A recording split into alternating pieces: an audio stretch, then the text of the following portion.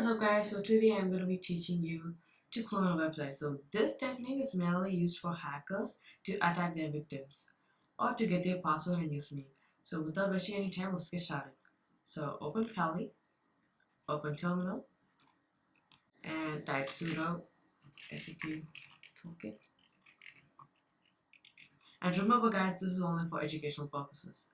So the first one is social engineering attacks. You want to click that or you want to choose that. So for that, just press 1 and press enter.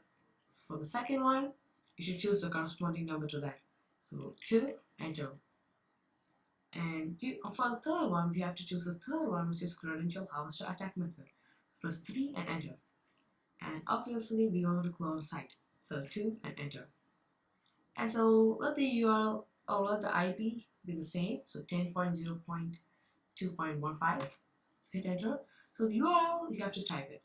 Yeah, so I'm going to type mine, which is https://login.wordpress.org.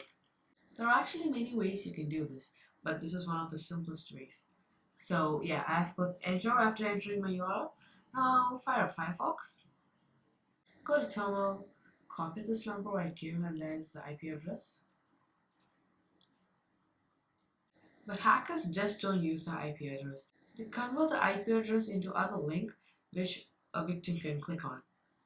And so I'll paste this. As you can see, this thing has taken me to a WordPress login page.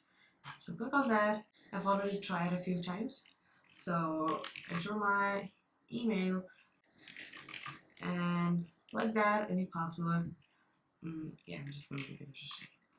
Now log in. It's not gonna do anything. It's just gonna reload. But if you go ahead and open your terminal, all your details are there. And the password is Sanjay's fans. Yes, and yeah, that's all. And guys, please do not misuse this video. This is only for educational purposes. Thank you and bye.